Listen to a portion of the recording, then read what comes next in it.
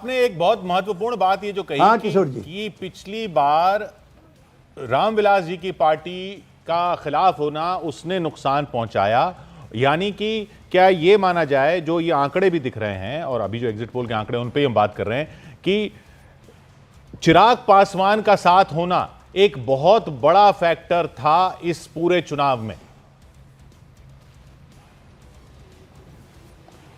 नहीं, चिराग पासवान का पिछली बार न होना वो दुर्भाग्यपूर्ण फैक्टर था। जी जी, उसके लिए भी आप हमारे साथ हमदर्दी रखिए। अगर नहीं हो तो हमारी 80 सीट पिछली बार भी आ रही थी।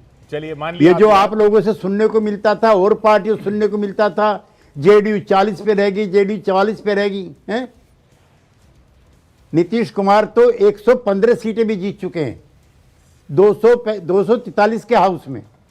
ये क्रेडिबिलिटी थी हम लोगों की। जी जी, लेकिन तो खाली वही नहीं है। केसी त्यागी, आपको लगता है अगर जेडीयू इस बार ज्यादा सीटों पे लड़ती, इस बार 101 लड़ी, अगर 115 पे लड़ती तो और अच्छा और अच्छी सीटें आती? चिराग पासवान को भी नहीं, पर अगर लड़ती अब बीजेपी को एडजस्ट करना चाहिए था ये, तो आपको लगता है फायदा होता? एक सेकंड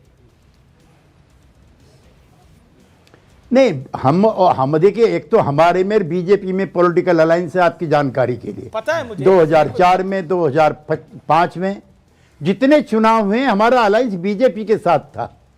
आरजेडी के साथ, सॉरी माफ करना, रामविलास जी की पार्टी के साथ हमारा कभी अलायंस नहीं था, नेवर। जी जी, कुशवाहा जी के साथ हमारा अलायंस नहीं था, उनका बीजेपी से था। उनको शिकायत थी तो बीजेपी से करते, हमारे खिलाफ क्यों लड़ रहे भाई? उसकी वजह से पूरे एनडीए को नुकसान हुआ, क्रेडिबिलिटी खराब हुई। और चलिए, आज मैं सारी चीज भूलने को तैयार हूं। रामविलास जी के बेटे ने भी अच्छा किया, हमने भी अच्छा किया, बीजेपी ने अच्छा किया, मेरे मन में कोई शिकायत नहीं है। लेकिन 80 सीटें, लेकिन अनुराग भदौरिया हमारे साथ समाजवादी पार्टी के, 80 सीटें लिखिए। उनको यकीन नहीं हो रहा कि आप लोग अच्छा करें। अनुराग, आपको यकीन क्यों नहीं हो रहा केसी त्यागी और नीतीश कुमार की और सत्यप्रकाश की पार्टी अच्छा कर रही है?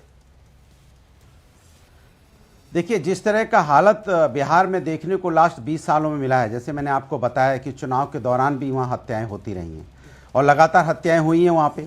तो जिस तरह की हत्या और जिस तरह का भ्रष्टाचार बिहार में देखने को मिला, युवाओं पे जिस तरह से युवाओं के साथ अन्याय हुआ, सबने देखा है। तो इस बार ये कैसे हो सकता है कि इस बार उनको बहुमत जरूर, मैं आपको कह रहा हूँ, इंडिया गठबंधन आप 130-32 सीटें मैं बता रहा हूँ आपको जीत के आएगा, और इनका जो एनडीए है पूरा जोर लगाएंगे तो 100 सीटें पार नहीं कर पाएंगे। ठीक है, अभी एग्जिट पोल है, अपनी अपनी चर्चाएं, अपनी अपनी बात है, सबको लंबा सब अपनी अपनी बात कहने में लगे हैं। दूसरी बात, सुधांशु जी को बस इतना ही सा कहूंगा, सुधांशु जी, आपने क्या बोला अभी? लंबा क्या लंबा मारने में लगे ना, सब लंबी बातें मारने में लगे ना। कोई 140 दे रहा है, कोई 160 दे रहा है, कोई 100 पता नहीं कितना दे रहा है। लंबी बातें नहीं है, एग्जिट पोल के आंकड़े, बड़ी मेहनत लगी है इसके अंदर। केसी त्यागी भदौरिया साहब कह रहे हैं सब लंबी बातें कर रहे हैं, लेकिन लंबा कुछ होने वाला नहीं है। देखिए, मैं समाजवादी पार्टी में मुलायम सिंह जी के साथ लंबे समय तक, बहुत लंबे समय तक रहा हूं। उनकी पार्टी के बारे में कभी कोई मैं टीका टिप्पणी नहीं करता, लेकिन मैं अपने मित्र भदौरिया जी से इतना जरूर कहना चाहता हूं कि 14 तारीख के बाद ये मत कहना ईवीएम में दोष था, वोट चोरी हो गई थी। अपने इसी स्टेटमेंट पर रहना कि आपकी 130 सीट आ रही हैं। अगर नहीं आ रही है तो उसको स्वीकार करना।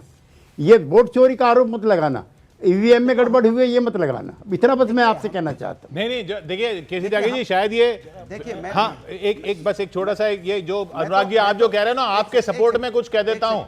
आपके सपोर्ट, आप जो कह रहे हो ना, वो पिछले बार के एग्जिट पोल देख लीजिए, उसमें आप महागठबंधन को बम्पर जीत मिल रही थी, 100 सीटें भी नहीं आ रही थी एनडीए की, पूरा पलट गया था। अब आप यही उम्मीद लगाइए कि हरियाणा में भी ऐसा हुआ था। हाँ, नहीं, इसमें तो बिहार में तो बिल्कुल क्लियर था, कोई भी एग्जिट पोल ऐसा नहीं था। वही मैं आपसे कह रहा हूं कि एग्जिट पोल है जिसमें ज्यादा खुश हो, मैंने कहा, इसीलिए मैं कह रहा हूं एग्जिट पोल है, इसमें ज्यादा खुश होने की जरूरत नहीं है। और बस इतनी बात मैं सुधांशु जी से जरूर कहूंगा, आतंकवाद के मामले में हम सबको मिलकर एक साथ लड़ने की जरूरत है, बजाय इसको इधर उधर इसकी उस पर मत डालिए। हम सब एक, हिंदुस्तान एक है। हमारी विचारधारा अलग हो सकती है, हमारी पार्टियां अलग हो सकती है, लेकिन जहां आतंकवाद होगा, हमारे देश पे किसी व्यक्ति का नुकसान होगा, हम सबको एक स्वर में बोलना चाहिए। Today is the JDU day. जी इन आवर स्टूडियोज। मेरा एक बहुत सौभाग्य है कि समाजवादी धारा के एक सबसे बड़े बिंब और स्तंभ केसी त्यागी जी ने दो बातें कही हैं नीतीश जी के बारे में और पिछले चुनाव के। ये सौभाग्य है कि इस डिबेट में वो मौजूद हैं। अनुराग भदौरिया जी, मैं आपको एक बात कह दूं, त्यागी जी ने जब भी कोई बात कही बहुत जिम्मेदारी से और बहुत बेबाकी से।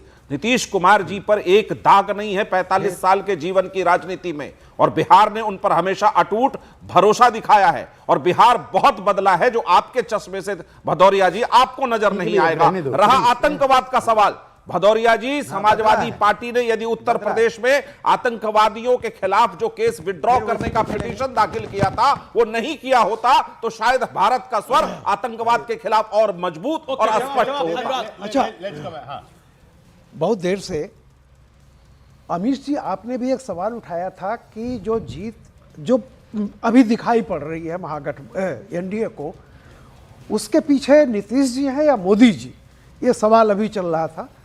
मैं एक बात आपको कह रहा हूँ, देखिए मोदी जी भी हैं, नीतीश जी भी हैं, और मैंने शुरू में आपके यहाँ आते ही कह दिया था कि ये एक रेफरेंडम है जी, मोदी, नीतीश जी, लालू, तेजस्वी के बीच में। और मैंने कहा था ये रेफरेंडम मानिएगा। एक मिनट देखिए, जमीनी सच्चाई आप देखिए, इज्जत घर से लेकर रसोई घर, ये व्यवस्था चाहे बिहार हो, यूपी हो, कहीं भी हो, वहां मोदी जी नजर आते हैं।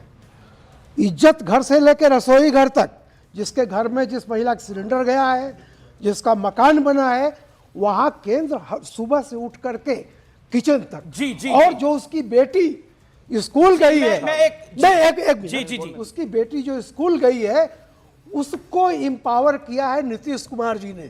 तो ये नहीं आप कह सकते कौन क्या, और दोनों का चेहरा चरित्र बेदाग है बनस्पत सामने वाले के। देखिए, इसलिए मैं कहता हूं, नहीं देखने वाली बात है ये सीटों के आंकड़े के एक आंकड़ा मैं बता दूं, फिर उसके बाद बस एक लाइन और कह दूं, ये आप लिख के ले लीजिए, कोई भी राज्य का इलेक्शन अब सिर्फ राज्य के इशू पर नहीं जीता जाता, उसमें बहुत बड़ी भूमिका केंद्र की होती है।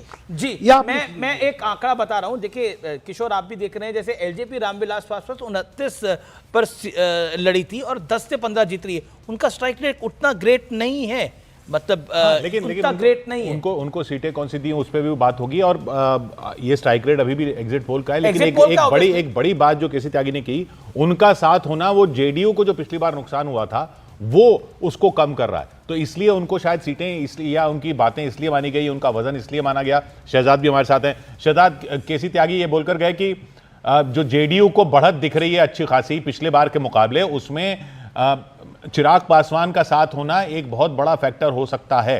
तो क्या यही लग रहा है कि इसी वजह से उनको सीटों में इतना कुछ दिया गया, जब वो सवाल उठ रहे थे कि इतनी सीटें उनको क्यों दी गई लड़ने के लिए?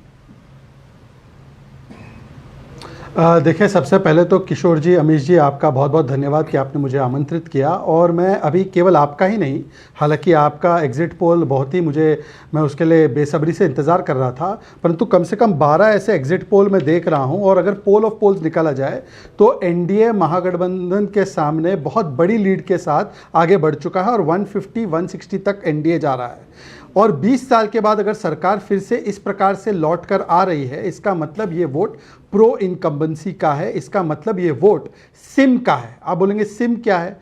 सिम का मतलब है स से सुशासन, नीतीश जी का और मोदी जी का केंद्र में, आई से ईमानदारी, नीतीश जी की और मोदी जी की, और एम से महिला सशक्तिकरण, और सामने था डिम, डायनेस्टी, इनफाइटिंग और माफिया राज। लोगों ने महिलाओं के खाते में पैसे जाए इसके लिए वोट किया है, कट्टे में गोली जाए इसके लिए वोट नहीं किया है। लोगों ने जननायक के लिए वोट किया कि जननायक को सम्मान दे, जननायक